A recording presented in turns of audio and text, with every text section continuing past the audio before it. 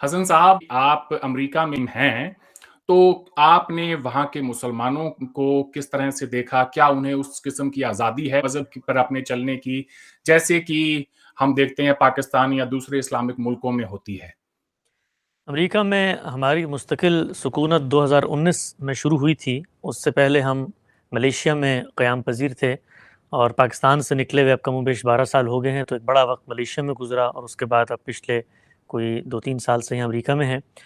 जो सवाल आपका है, उसका जवाब ये है कि जितने ममालिक मुझे दुनिया में देखने का मौका मिला और बग़ैर किसी तरद्दुद और मुबालग़े के मैं ये अर्ज़ करूँगा कि अमेरिका ही वो सरज़मीन है कि जहाँ पर हकीकी मानों में आपको हर सतह पर आज़ादी ना सिर्फ ये कि नज़र आती है, बल्कि इनकी जो पूरी सोसाइटी है, पूरा जो सोशल फैब्रिक है, वो गुंधा हुआ है इसी कदर के इर्द-गिर्द। यानी दुनिया के अंदर हम ये जानते हैं बड़े लंबे अरसे तक एक दूसरा तर्ज़ हुक्मरानी और आम शहरियों का अपनी हुकूमत, अपनी रियासत, अपने समाज के साथ जो ताल्लुक़ था, वो बिल्कुल मुख्तलिफ था।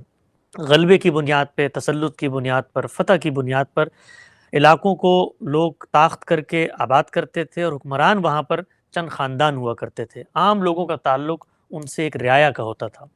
दूसरी जंग अज़ीम के बाद हम ये जानते हैं कि ख़ुद आलमी ताक़तों ने इस चीज़ को महसूस किया कि ये मामला शायद बहुत ज़्यादा देर तक अब नहीं चल सकता। इससे ख़ुद उनको भी नुकसान होता है। बड़े पैमाने पर उस ज़माने में जो नक़ल मकानियाँ हो गई थीं, ये भी नहीं था कि एक ख़ित्ते में एक ही रंग, एक ही नस्ल, एक ही मज़हब के लोग रह रहे हैं, बल्कि टेक्नोलॉजी ने फिर इसको मुमकिन बना दिया कि लोग दुनिया में निकलें, माइग्रेशन हो और एक ख़ित्ते में मुख्तलिफ़ुल ख़याल लोग वो नस्ल के लिहाज से भी, रंग के लिहाज से भी, मज़हब के लिहाज से भी आबाद होना शुरू हुए।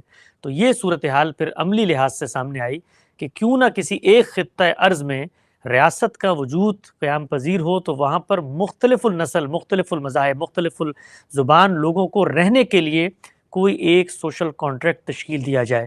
ये पूरा का पूरा इस वक़्त जो दुनिया की हदूदबंदी आपको नज़र आती है, ये नेशन स्टेट के उसूल पे हुई। इसको जिस मुल्क ने अपनी रूह और स्पिरिट के साथ अपनाया, वो अमेरिका की सरज़मीन है।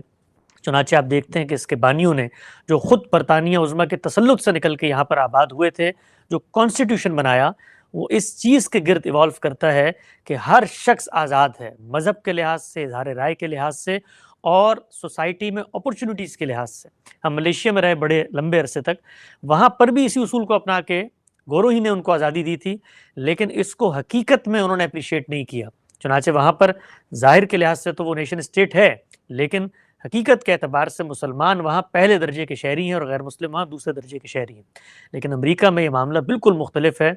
यहाँ पर जब आप आते हैं, आने से लेकर कारोबार करने तक और उसके बाद कॉन्फ्लिक्ट से लेके आपका जो स्टेट से मामला होता है, हर सतह पर आपको बराबरी का एहसास होता है।